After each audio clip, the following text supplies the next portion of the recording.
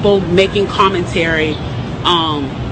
Interestingly enough, the ones I've noticed that have been making the commentary are wealthy black people making the commentary about we should not be rioting, we should not be looting, we should not be tearing up our own communities. And then there's been an argument of the other side of we should be hitting them in the pocket. We should be focusing on the blackout days where we don't spend money. But, you know, I feel like we should do both.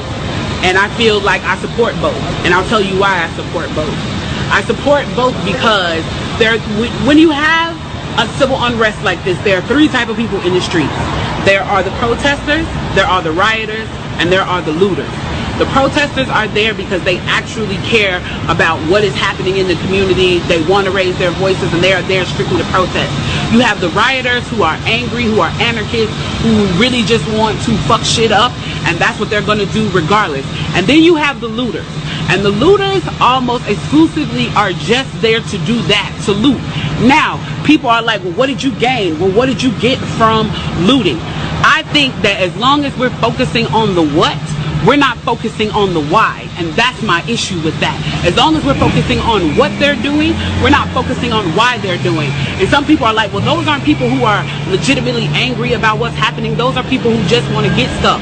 Okay, well then, let's go with that. Let's say that's what it is. Let's ask ourselves why in this country in 2020, the financial gap between poor blacks and the rest of the world is at such a distance that people feel like their only hope and only opportunity to get some of the things that we flaunt and flash in front of them all the time is to walk through a broken glass window and get it. That they are so hopeless that getting that necklace, getting that TV, getting that change, getting that bed, getting that phone, whatever it is that they're going to get, is that in that moment when the riots happen and if they present an opportunity of looting, that's their only opportunity to get it. We need to be questioning that why. Why are people that poor? Why are people that broke? Why are people that food insecure, that clothing insecure, that they feel like their only shot, that they are shooting their shot by walking through a broken glass window to get what they need?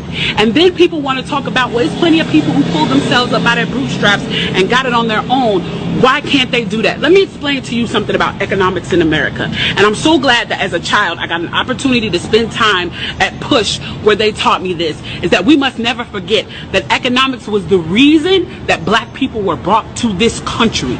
We came to do the agricultural work in the South and the textile work in the North. Do you understand that? That's what we came to do.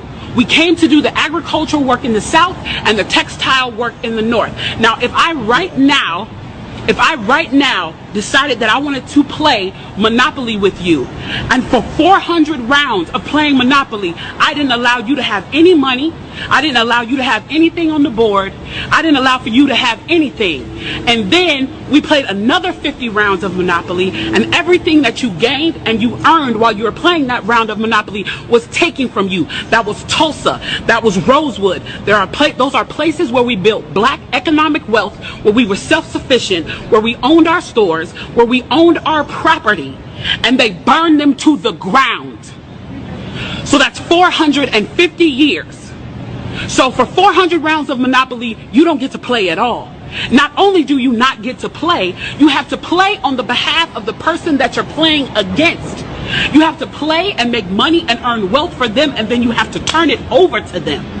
So then for 50 years, you finally get a little bit and you're allowed to play. And every time that they don't like the way that you're playing, or that you're catching up, or that you're doing something to be self-sufficient, they burn your game. They burn your cards. They burn your Monopoly money. And then finally at the release and the onset of that, they allow you to play and they say, okay, now you catch up. Now at this point, the only way you're going to catch up in the game is if the person shares the wealth, correct?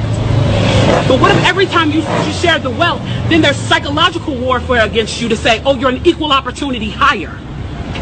So if I played 400 rounds of Monopoly with you and I had to play and give you every dime that I made, and then for 50 years, every time that I played, if you didn't like what I did, you got to burn it like they did in Tulsa and like they did in Rosewood, how can you win? How can you win?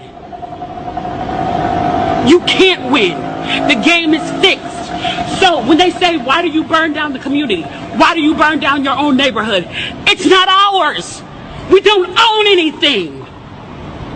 We don't own anything. Trevor Noah said it so beautifully last night. There's a social contract that we all have. That if you steal or if I steal, then the person who is the authority comes in and they fix the situation. But the person who fixes the situation is killing us.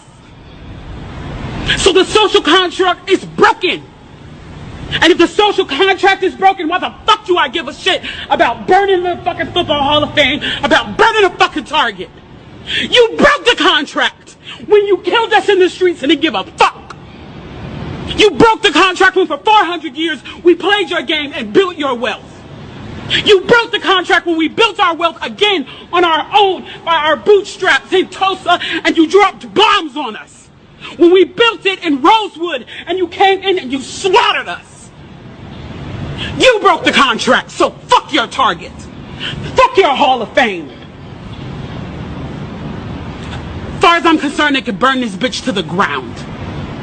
And it still wouldn't be enough. And they are lucky that what black people are looking for is equality and not revenge.